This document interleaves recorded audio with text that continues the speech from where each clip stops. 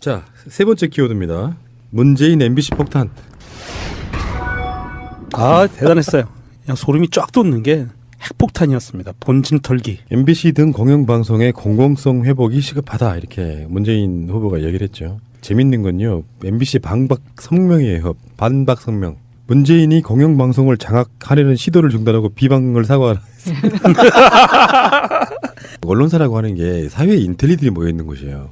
언론고시라고 왜 이야기를 했겠습니까? 우리나라에 학벌 좋다는 모든 사람들이 몰려가서 기자, PD 시험을 보는 곳이 바로 방송국입니다. 방송사. 근데 얘들이 나오는 반박 성명이라는 게 이렇게 유치한 수년간 권력에 장악돼 있던 사람들이 야당의 문재인에게 장악 시도한다고 지금 사과하라고. 참 깜도 안 되는 것들이 진짜. 이거는 MBC를 편드는 쪽에서도 되게 부끄러울 거예요. 실제로 그 자리에 참가했던 언론사에 관계된 기자들이라든지 이런 사람들이 굉장히 통쾌한 발언이었다고 했다고 지금 뒷얘기가 전해지고 있고요. 토론하러 들어가는데 해직 기자들이 앞에서 이제 일인 피켓팅 같은 걸 하고 있었는데 거기에서 뭐 그 당시 안희정 후보하고 문재인 후보가 서로 이렇게 1대1로 토론하던 그 시간이었죠. 그러니까 문재인 후보의 그 주도권 토론 시간이었는데 첫 번째 주도권 토론 시간이었고요. 4분 시간을 주어졌고 문재인 후보가 안희정 후보를 지적을 해서 발언을 하는 타이밍이었습니다. 절대 편집해서 자를 수 있는 시간이 아니었어요. 방송국 측에서. 편집 불가능한 시간에 들어간 거예요. 만약에 그 편집을 했으면 더 난리 났겠죠. 뒤집어졌죠. 차라리 그거를 침묵 모드로 가만히 있었으면 될 텐데 이 바보들이 문재인의 방송 장악 시도라고 하면 어떡해요. 사실 그 방송을 보면서 진행자 있죠. 토론 진행자. 그 사람이 그 굉장히 놀래가지고 중간에 문재인 후보의 발언을 막기 위해서 애를 여러 번 썼었어요. 논설위원. 네. 그랬는데도 불구하고 들은 척도 안 하고 정말 들은 척도 안 하고 할 말만 하는 거예요. 안희정 후보 얼굴에다가 대고 계속 그 얘기를 하는 겁니다. 그 세월호 때도 그랬고 이런 MBC가 그동안 가져왔던 이런 입장들 권력에 의해서 장악되어 있는 부당한 언론의 현주소를 그대로 얘기를 한 거죠. MBC라고 하는 그 공간에 들어가서 그렇게 말하기는 쉽지 않거든요. 그렇죠. 예. 왜냐하면 논란이 되고 또 거기서도 반박이 나오고 그러면서 이렇게 급격하게 그런 그 선호하는 이전투구 형상으로 갈 수가 있는데 굉장한 사이다를 느꼈습니다. 왜냐하면은 이번에 위치상 사이다 발언하기 좀 힘든 위치에 있잖아요. 예, 그렇죠. 말 한마디가 다 논란이 되니까 신중하게 그렇죠. 발언했는데 이번에는 그러니까 고구마의 사이다 발언을 한번 들어봤습니다. 뭐 안철수하고 셋이 앉아서 토론하는 중이었으면 이 발언하기 쉽지는 않았을 거예요. 이렇게 편안하게. 근데 4명 후보님들 중에서는 문재인 대표가 아무래도 지난 대선 때 한 번 나온 적이 있기 때문에 그때 전원 다 복직시키겠다고 약속을 한 적이 있었대요. 그래서 아무래도 가장 디테일한 거를 많이 알고 있고 마지막에 이용마 해직 기자가 암 투병 중이잖아요. 이에 대한 안부까지 물었다고 해서 되게 훈훈한 분위기였다고 하고요. 뭐 문재인 대표가 가장 뭐 포션은 많이 차지를 했고요. 이재명 후보 같은 경우에는 최승호 PD한테 가서 복직하기를 바랍니다. 이렇게 덕담을 나누고 악수를 했고요.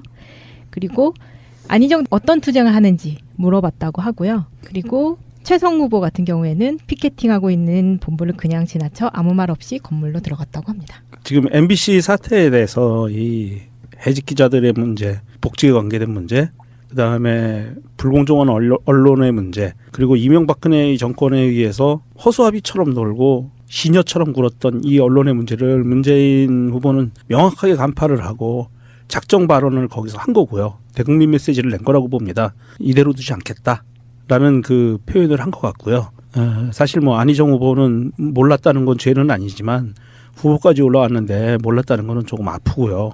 이재명 후보도 조금 더 강한 사이다 발언을 좀 견지했으면 문 후보가 그렇게 홀로 뜨지는 않았을 것 같은데 조금 아쉬운 부분이 있습니다. 최성 후보도 뭐 말을 아꼈다는 거는 납득하기 어렵고요. 어쨌든 네 분 다 힘내시기 바랍니다.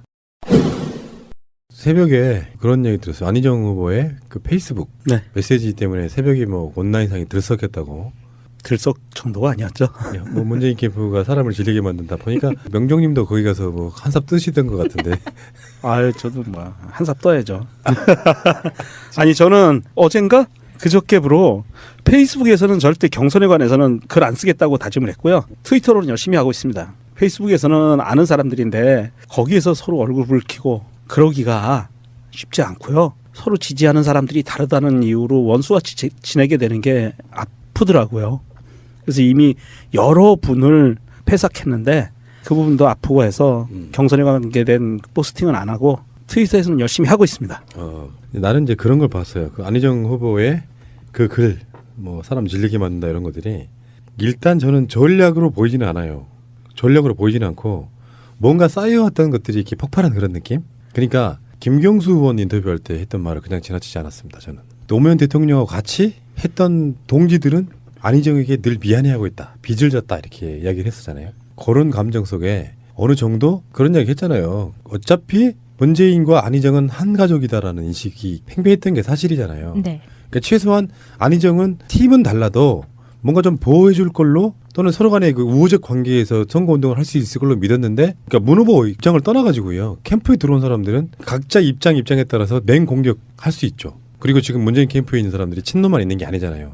각계각층에서 수도 없이 막 모여들고 있는 그 캠프잖아요. 그러니까 그게 울컥했다라고 저는 보고, 전략이었다 그러면 가장 최악의 전략인 거죠. 왜 그러냐면은 문재인이라고 하는 사람이 뜨고 가라앉고 하는 것을 잘 연구한 사람이라고 하면 누구 말처럼 문재인 까서 뜬 사람이 없습니다. 문재인 까고 폭망하는 사람들이 대부분이에요. 그러면 선거 전략으로 경선 투표가 시작된 날 그런 메시지가 떴을 때 굉장히 많은 사람들이 그럼 안희정이가 되게 억울하겠네 하고 안희정을 찍는 것이 아니라 이게 안 되겠네. 어디까지 뭐 하자는 거지? 자기들끼리 감정이야. 자기들끼리 감정인 거고. 경선이 막 이상하게 막 어그러지잖아요.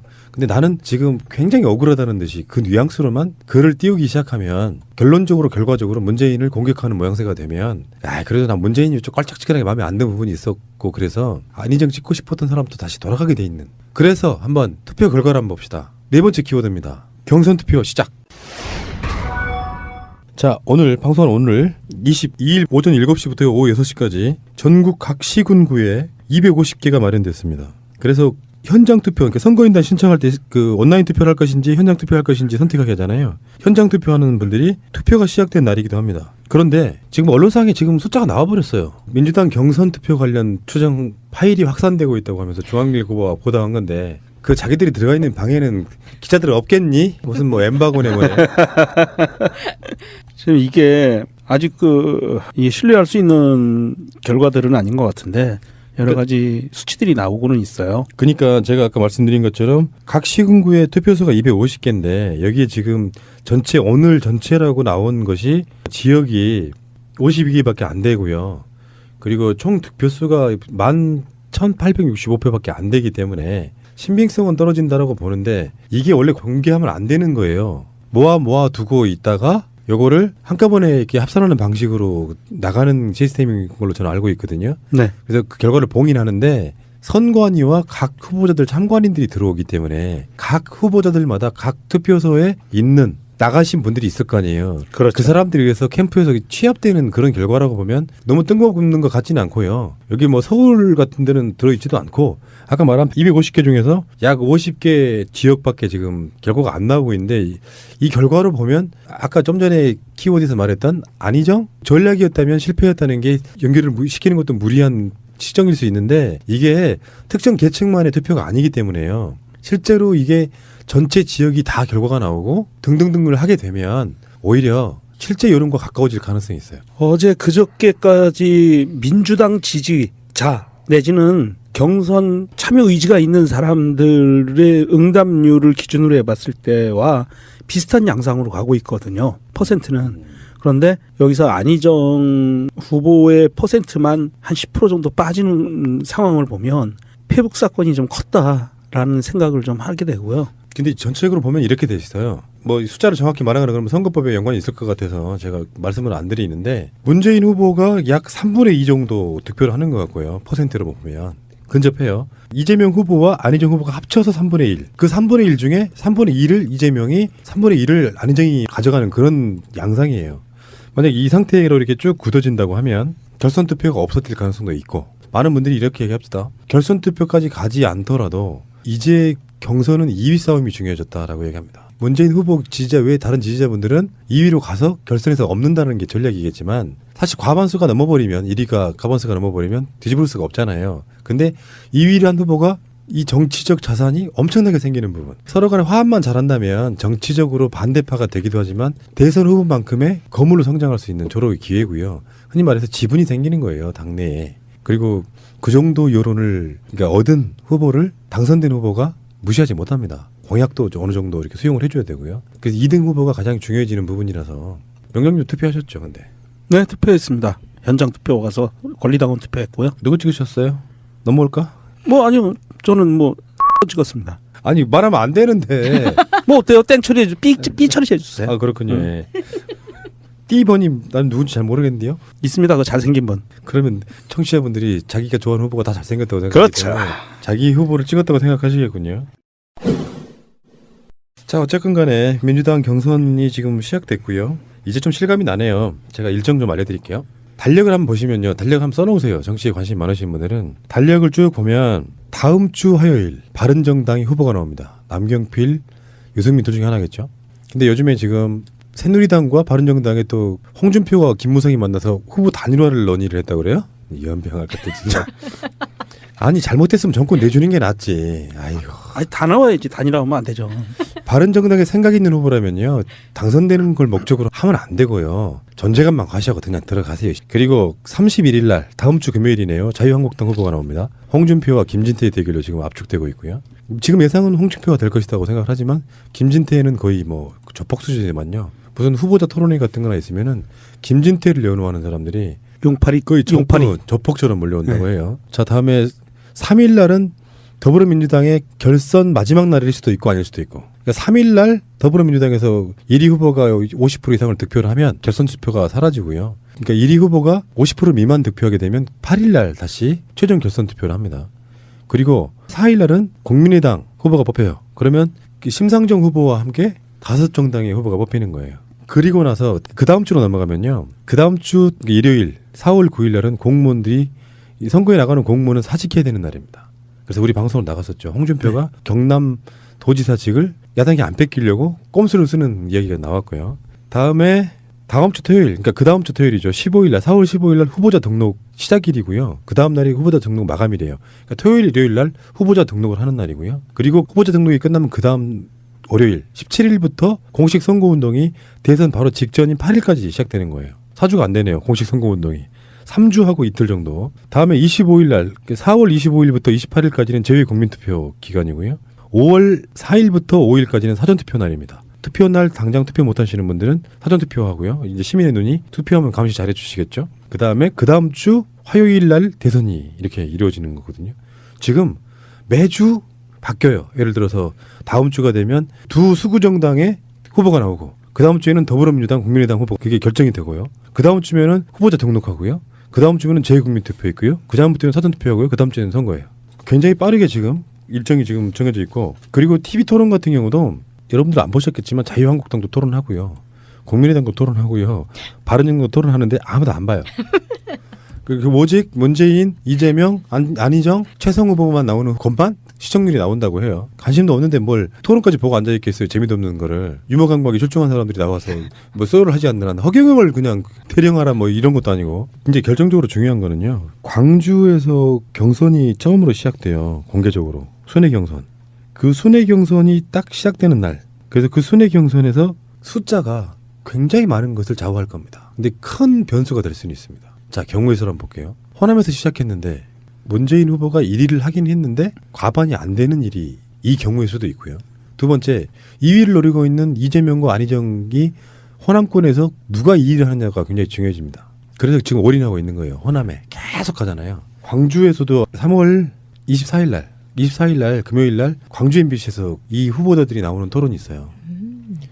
그것 때문에 이제 계속 호남에 공을 들이고 있는데 호남에서 1위가 또는 2위가 결정이 되면은 그 흐름대로 갈 수밖에 없습니다. 예를 들어서 아까 말한 것처럼 문재인 대표가 호남에서 과반을 차지하지 못하면 두 후보의 다른 지역, 영남과 충청과 수도권 지역에 거센 도전을 직면하게 돼요. 그렇지 않겠어요? 네. 결선 투표 가서 우리가 합쳐가지고 이겨버릴 거야. 분위기가 만들어진다고요. 그런 경우가 하나 생기고 근데 문재인 후보가 과반을 점하긴 했는데 2위가 되는 후보 쪽이 기세를 올릴 수가 있죠. 야, 너 뭐 새누리당 쪽 지지가 있어가지고 여론조사로는 꽤 나오는 듯했지만 사실상 민주당 경선을 해보니까 내가 2위였네 하고 이재명 후보가 목소리에 힘을 줄지 아니면은 안희정 후보가 문재인 후보를 박빙으로 따라잡으면서 이재명 후보를 아예 저 멀찌감치 떨어뜨려 놓을지 그건 모르는 거예요. 오늘 그 결과로만 보면은 또 어떻게 나올지도 저는 예측 불허라고 생각이 드는데 그러면서 그 초반 기세를 누가 띄우느냐에 따라서 작용과 반작용이 계속되면서 선거판이 재밌어진다는 건 뭐 다이나믹해진다는 뜻이에요. 보는 사람들이 보기 아슬아슬한 거. 정치라고 하는 게 뭐 그런 재미로만 볼 수 있는 건 아니고 책임 있게 뭔가를 해야 되는데요.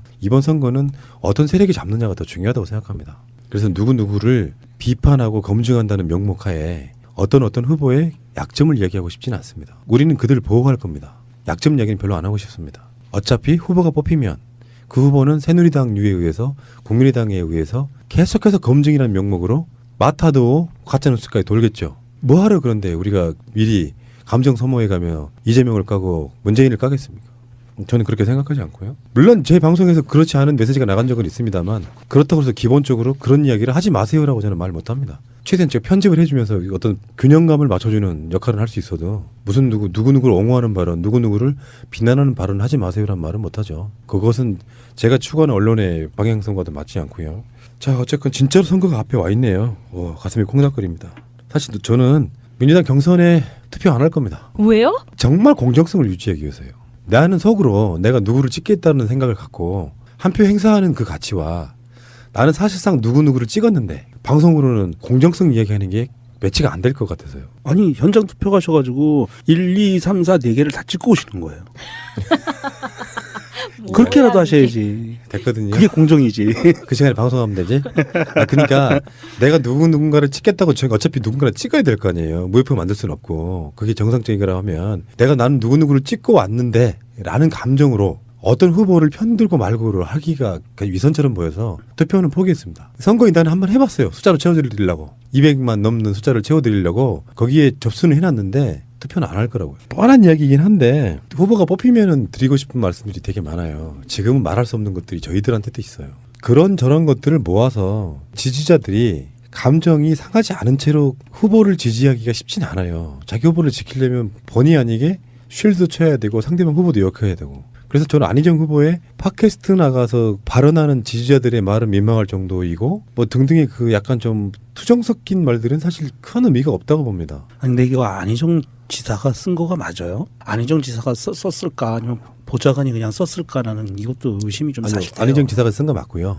맞다고 이야기를 확인해줬고요. 캠프에서. 자기들 나름대로의 우리가 알지 못하는 흐름이라는 게 있고 서운함도 있을 수 있다고 생각이 드니까요. 근데 국민은 그런 눈높이로 안희정을 이해하지 않죠. 제가 이런 얘기는 꼭 드려보고 싶네요. 국민들 다수는 누가 대선 후보가 되느냐에는 저는 관심이 없다고 생각해요. 정권교체 시키라는 명제가 더 중요하다고 생각을 하고 될 놈 밀어주자 분위기로 가고 있다고 생각이 들거든요. 그런 면에서 보면은 자기들끼리의 서운함들은 어떤 판도에 영향을 끼친다기보다는 태도에 있어서의 욕을 먹기 딱 십상이죠. 그런 걸 참아내는 것이 오히려 사람 된 사람으로 인식될 가능성이 높고요. 사람들이 제일 두려워하는 게 아침에 어떤 분이 저한테 그런 얘기 하더라고요.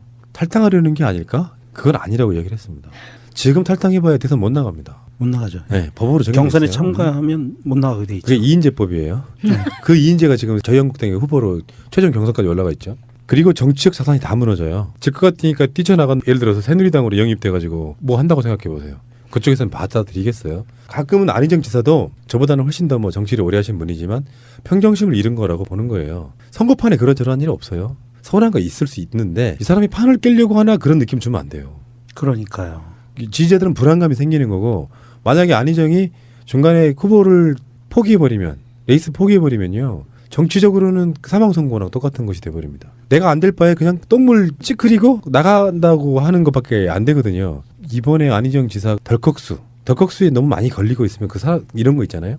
명종님이 지도자예요. 그게 정치판이 아니라도. 근데 감정의 기복이 심하고 자꾸 흔들리고 나약한 모습 보이고 잘은 밖으로 다 드러나지는 않지만 나 그냥 그만둬버릴까 사퇴할 거야 씨발 막 욕하고. 아 요즘 제 마음인데. 그러니까 대장을 못하는 거야. 예를 들어 드리는 거예요. 대장이란 그런 거죠. 감정이 기복이 흔들리거나 이럴 때도 속으로 막 부글부글해도 측근들과는 별 이야기 다 할 수 있지만 밖으로 드러내는 모습 속에는 의연한 사람을 좋아합니다. 정치 지도자라고 하는 게 바로 그런 의미라는 거예요. 예를 들어서 뭐 너 선거판에서 뛰다가 남은 비자금으로 집 샀니? 뭐 이런 식의 비리를 꺼낼 수 있어요. 너 음주운전 했니? 뭐 등등. 또 뭐가 있을까? 이것도 형평성 때문에 또 한 사람 가져와야 되는데. 금괴 숨겼니? 뭐 그거는 이제 드러나는 게 아니고 그냥 유머고. 그러니까 그런 식으로 했다고 치더라도 그게 큰 하자가 없다고 생각하면 그 사람이 인품을 본다는 거예요. 얼마나 안 흔들리느냐. 얼마나 안 흔들리는 분의 최고봉 있잖아요. 누군데요? 삼성동 박 여사님. 그 기준으로 보니까 이 양반이 대통령 맞네. 멘탈가. 사소한 잘못이랄까 이런 것들은 있을 수 있어요. 덮어지기도 하고 알려지면 약점이 미담이 되기도 하고 막 그래요. 근데 그게 중요한 게 아니라 너무 자꾸 많이 흔들리기 시작하면 사람들은 지도자라는 느낌을 갖지 않고 인간적인 공감력은 생기지만 대통령감으로 생각하지 않는다는 거예요. 그게 리더의 한국 사람들이 바라보는 리더의 전형적인 모습이라고 생각이 듭니다. 가장 어려울 때 정면 돌파하는 사람.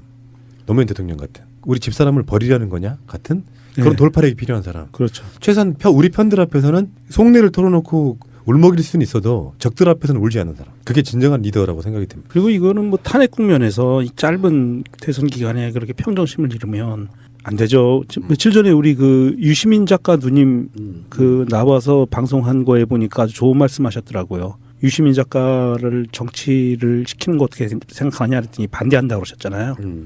그러면서 하신 말씀이 아주 마음속에 남아요. 그 정도 각오가 없으면 대통령 되겠다고 나오기 약하죠. 각오를 다시 다잡고 지나간 일 묻어버리고 앞으로 더 좋은 모습을 보여주시기 바랍니다. 제가 그 정치 컨설팅 뭐 이렇게 해드린다고 농담처럼 했던 말이 그런 것들이에요. 그런 이야기들이에요. 실제로 리더가 갖춰야 될 덕목들 중에는 흔들리지 않는 멘탈이 있습니다. 그리고 강한 멘탈 뒤에 뒤돌아서서 흘리는 눈물. 그런 것들이 드러났을 때 훈훈한 미담이 되는 거지. 늘상 울고 있는 사람, 늘상 투덜거리는 사람한테는 어떤 감정이나 감동이 없는 거예요. 그래서 리더가 된다는 건 말처럼 쉽지가 않은 거죠. 억울해도 참는 부분이 있는 거고요. 뭐 이게 푸른나무님 그 보기에 좀 과하다고 싶으면 편집해 주세요. 어느 정당이든 정치인들은 누구를 섬기냐 하면 당원을 섬기고 국민을 섬기는 거거든요. 특히나 정당의 주인은 당원이에요. 그 당원들이 핵심이고 당원들이 한마디 한마디 내뱉는 말에 대해서 희비는 있을 수 있어요. 나한테 약이 되기도 하고 나한테 독이 되기도 하는 여러 가지 말들이 있어요. 각 후보의 지지자들이 내뱉는 트위터나 페이스북이나 내지는 방송이나 어디서 내뱉는 말들이 지지자한테 많은 아픔을 줄 수는 있어요. 그렇지만 그 정치인, 그 후보자, 국회의원, 당직자분들이 당원들을 향해서 그런 비슷한 말을 뱉어내는 거는 배신행위입니다. 주인에 대한 모독이고요. 그러면 안 돼요, 정치인들은. 당원들은 그럴 수 있습니다. 당의 주인이기 때문에. 꼭 명심해 주시고 정치인들은 당원들을 좀 잘 섬기고 당원들이 자기 꼬붕이 아니기 때문에 컨트롤해라, 뭐 다스려라 이런 말 절대 하시면 안 됩니다. 당원들도. 지지하시는 분들 잘 지지해 주시고 정치인들은 당원들 잘 모시고 경선을 좀 잘 끝냈으면 좋겠습니다. 알겠습니다. 재미있는 트윗 보기 마치겠습니다. 고요. 그리고 최성 후보 같은 경우에는 피켓팅하고 있는 본부를 그냥 지나쳐 아무 말 없이 건물로 들어갔다고 합니다. 지금 MBC 사태에 대해서 이 해직 기자들의 문제, 복지에 관계된 문제, 그다음에 불공정한 언론의 문제, 그리고 이명박근혜 정권에 의해서 허수아비처럼 놀고 시녀처럼 굴었던 이 언론의 문제를 문재인 후보는 명확하게 간파를 하고 작정 발언을 거기서 한 거고요. 대국민 메시지를 낸 거라고 봅니다. 이대로 두지 않겠다라는 그 표현을 한 것 같고요. 사실 뭐 안희정 후보는 몰랐다는 건 죄는 아니지만 후보까지 올라왔는데 몰랐다는 거는 조금 아프고요. 이재명 후보도 조금 더 강한 사이다 발언을 좀 견지했으면 문 후보가 그렇게 홀로 뜨지는 않았을 것 같은데 조금 아쉬운 부분이 있습니다. 최성 후보도 뭐 말을 아꼈다는 거는 납득하기 어렵고요. 어쨌든 네 분 다 힘내시기 바랍니다. 새벽에 그런 얘기 들었어요. 안희정 후보의 그 페이스북 네. 메시지 때문에 새벽에 뭐 온라인상이 들썩했다고. 들썩 정도가 아니었죠. 뭐 문재인 캠프가 사람을 질리게 만든다 보니까 명종님도 거기 가서 뭐 한삽 뜨시던 것 같은데. 아유, 저도 뭐 한삽 떠야죠. 아니 저는 어젠가 그저께부로 페이스북에서는 절대 경선에 관해서는 글 안 쓰겠다고 다짐을 했고요. 트위터로는 열심히 하고 있습니다. 페이스북에서는 아는 사람들인데 거기에서 서로 얼굴 붉히고 그러기가 쉽지 않고요. 서로 지지하는 사람들이 다르다는 이유로 원수같이 지내게 되는 게 아프더라고요. 그래서 이미 여러 분을 패삭했는데 그 부분도 아프고 해서 경선에 관계된 포스팅은 안 하고 트위터에서는 열심히 하고 있습니다. 나는 이제 그런 걸 봤어요. 그 안희정 후보의 그 글, 뭐 사람 질리게 만든다 이런 것들이 일단 저는 전략으로 보이지는 않아요. 전략으로 보이지는 않고 뭔가 쌓여왔던 것들이 이렇게 폭발한 그런 느낌? 그러니까 김경수 의원 인터뷰할 때 했던 말을 그냥 지나치지 않았습니다. 저는 노무현 대통령하고 같이 했던 동지들은 안희정에게 늘 미안해하고 있다. 빚을 졌다. 이렇게 이야기를 했었잖아요. 그런 감정 속에 어느 정도 그런 이야기 했잖아요. 어차피 문재인과 안희정은 한 가족이다라는 인식이 팽배했던 게 사실이잖아요. 네. 그러니까 최소한 안희정은 팀은 달라도 뭔가 좀 보호해줄 걸로 또는 서로 간의 그 우호적 관계에서 선거운동을 할 수 있을 걸로 믿었는데 그러니까 문 후보 입장을 떠나가지고요. 캠프에 들어온 사람들은 각자 입장에 따라서 맹공격할 수 있죠. 그리고 지금 문재인 캠프에 있는 사람들이 친노만 있는 게 아니잖아요. 각계각층에서 수도 없이 막 모여들고 있는 그 캠프잖아요. 그러니까 그게 울컥했다라고 저는 보고 전략이었다고 그러면 가장 최악의 전략인 거죠. 왜 그러냐면은 문재인이라고 하는 사람이 뜨고 가라앉고 하는 것을 잘 연구한 사람이라고 하면 누구 말처럼 문재인 까서 뜬 사람이 없습니다. 문재인 까고 폭망하는 사람들이 대부분이에요. 그러면 선거 전략으로 경선 투표가 시작된 날 그런 메시지가 떴을 때 굉장히 많은 사람들이 아 그럼 안희정이가 되게 억울하겠네 하고 안희정을 찍는 것이 아니라 이게 안 되겠네. 어디까지 뭐 하자는 거지? 자기들끼리 감정이야. 자기들끼리 감정인 거고. 경선이 막 이상하게 막 어그러지잖아요. 근데 나는 지금 굉장히 억울하다는 듯이 그 뉘앙스로만 글을 띄우기 시작하면 결론적으로 결과적으로 문재인을 공격하는 모양새가 되면 그래도 난 문재인이 좀 깔짝지근하게 마음에 안 드는 부분이 있었고 그래서 안희정 찍고 싶었던 사람도 다시 돌아가게 돼 있는. 그래서 한번 투표 결과 자, 세 번째 키워드입니다. 문재인 MBC 폭탄. 아 대단했어요. 그냥 소름이 쫙 돋는 게 핵폭탄이었습니다. 본진 털기. MBC 등 공영방송의 공공성 회복이 시급하다 이렇게 문재인 후보가 얘기를 했죠. 재밌는 건요. MBC 반박 성명이에요. 반박 성명. 문재인이 공영방송을 장악하려는 시도를 중단하고 비방을 사과하라 했습니다. 언론사라고 하는 게 사회에 인텔리들이 모여있는 곳이에요. 언론고시라고 왜 이야기를 했겠습니까? 우리나라에 학벌 좋다는 모든 사람들이 몰려가서 기자, PD 시험을 보는 것이 바로 방송국입니다. 방송사. 근데 얘들이 나오는 반박 성명이라는 게 이렇게 유치한 수년간 권력에 장악돼 있던 사람들이 야당의 문재인에게 장악 시도한다고 지금 사과하라고. 참 깜도 안 되는 것들이 진짜. 이거는 MBC를 편드는 쪽에서도 되게 부끄러울 거예요. 실제로 그 자리에 참가했던 언론사에 관계된 기자들이라든지 이런 사람들이 굉장히 통쾌한 발언이었다고 했다고 지금 뒷얘기가 전해지고 있고요. 토론하러 들어가는데 해직 기자들이 앞에서 이제 일일 피켓팅 같은 걸 하고 있었는데 거기에서 뭐 그 당시 안희정 후보하고 문재인 후보가 서로 이렇게 1대1로 토론하던 그 시간이었죠. 그러니까 문재인 후보의 그 주도권 토론 시간이었는데 첫 번째 주도권 토론 시간이었고요. 4분 시간을 주어졌고 문재인 후보가 안희정 후보를 지적을 해서 발언을 하는 타이밍이었습니다. 절대 편집해서 자를 수 있는 시간이 아니었어요. 방송국 측에서. 편집 불가능한 시간에 들어간 거예요. 만약에 그 편집을 했으면 더 난리 났겠죠. 뒤집어졌죠. 차라리 그거를 침묵 모드로 가만히 있었으면 될 텐데 이 바보들이 문재인의 방송 장악 시도라고 하면 어떡해요. 사실 이걸 한번 봅시다. 네 번째 키워드입니다. 경선 투표 시작. 자, 오늘 방송은 오늘 22일 오전 7시부터 오후 6시까지 전국 각 시군구에 250개가 마련됐습니다. 그래서 현장 투표, 그러니까 선거인단 신청할 때 그 온라인 투표를 할 것인지 현장 투표할 것인지 선택하게 하잖아요. 현장 투표하는 분들이 투표가 시작된 날이기도 합니다. 그런데 지금 언론상에 지금 숫자가 나와버렸어요. 민주당 경선 투표 관련 추정 파일이 확산되고 있다고 하면서 중앙일 후보가 보도한 건데 그 자기들이 들어가 있는 방에는 기자들 없겠니? 무슨 뭐 엠바고네 뭐네. 지금 이게 아직 이게 신뢰할 수 있는 결과들은 아닌 것 같은데 여러 가지 수치들이 나오고는 있어요. 그러니까 제가 아까 말씀드린 것처럼 각 시군구의 투표소가 250개인데 여기에 지금 전체 오늘 전체라고 나온 것이 지역이 52개밖에 안 되고요.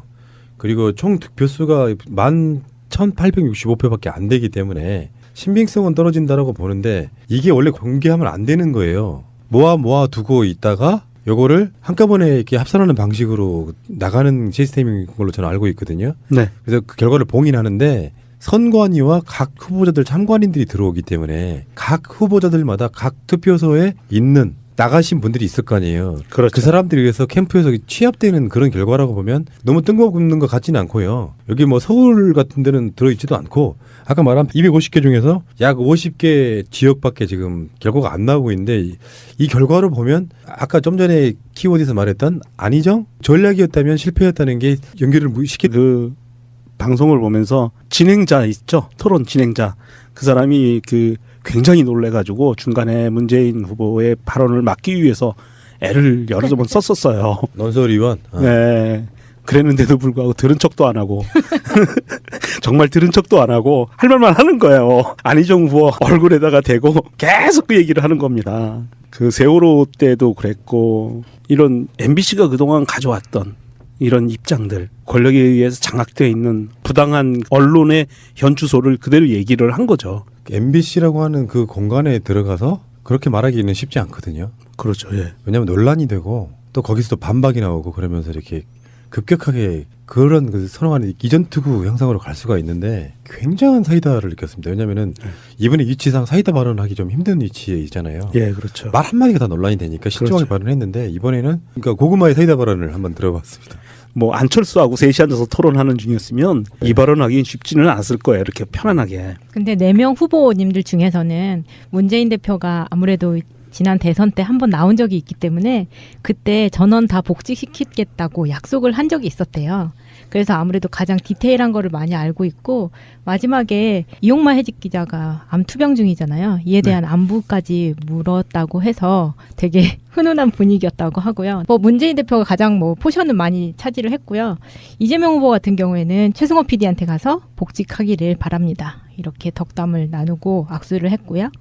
그리고 안희정 어떤 투쟁을 하는지 물어봤다고 하고